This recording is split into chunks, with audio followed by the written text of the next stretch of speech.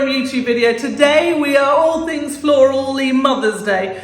We're looking at this eternal bunch of flowers you can make for that special mum or other person in your life who you need flowers for. We're recycling old templates. This is the template we made for the fused glass flowers last year. So it's on our Facebook group. Under files, you can get the template. It's actually 4 pages long. I've only picked up 2 pages of it, which has a lot of the templates how to make these different flowers.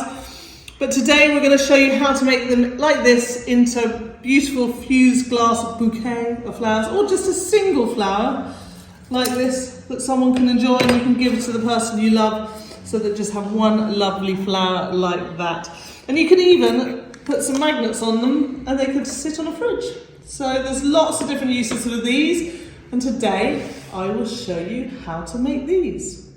So for this project we're making some flowers. Now we're using the same templates as we did ages ago. Like last year we made some flowers and it's exactly the same as those templates, but we're doing it slightly different. So because we want to use wafers as the flower centres. So there's one flower we have on there which is a 5-petal flower with some nice transparent in the middle like this, but I'm just going to put a wafer in the middle. I love this, it looks like a kind of passion flower for me now.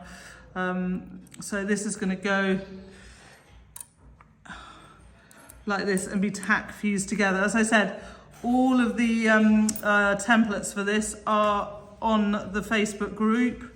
You can get the flower template and you can get all these templates for this. Then we've got this one, nice bold yellow petals, and we're going to put a nice big orange wafer in the middle. I've got some nice sort of red petals, and I'm just going to put a red wafer in the middle. And then finally, I'm sorry guys, I'm going to make this down here.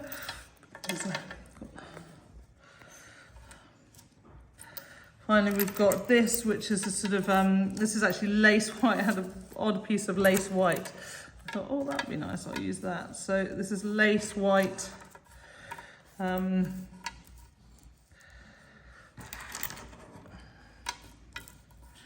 of reminds me of opaline a little bit.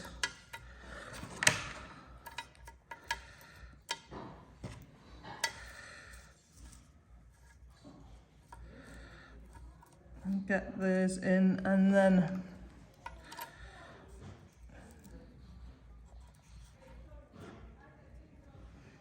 might be able to fit one more. It's hard, we've all got to get in. Another skinny one. Oop. And then I can fit that wafer on top. Oh, it's a tight fit, but it will fit and it will look good. So those are all going to go in. And there, I've also, so the other day we showed you how to make kind of wafers, making a big wafer from some leaves and a flower, or in this case a star, and these are some 96 ones, some 90 ones we made the other day as well. And I've just literally used the tile saw to cut into them. Now if you don't have a tile saw, you don't need to do that, you can just press them and use them as is, but I've cut into them with a tile saw, and I'm going to put those on a tack fuse now, so they'll nicely shine up. So we're going to get these on a tack fuse, and then when we come out we're going to slump them a bit to give them some shape, and then we can put them on their kind of stands so they're freestanding. So here are the flowers ready to go. I've added leaves to this one. I've also made an extra one. I made this, which is literally just a circle that I've notched into, added some powders to, and put a wafer on top. I've remade this one and put some notches in this one and put it back on that one just to give it a bit more strength. So these will go in the kiln on a tack fuse, and we can see how they are when they come out.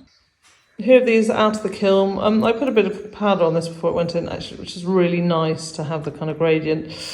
This one slipped a little bit. I'm going to put this back in the kiln. I'm going to put something on the back just to kind of cover that up, and also just to give it a bit more support. This one also, I don't love the petals, so I'm just going to cut some leaves and add a little bit extra to this. And I'll show you how those look before they go back in the kiln, just to sort of add a little bit extra to them. So here they are already nicely fused. Had a little breakage there, which is annoying. Some other flowers also I had available.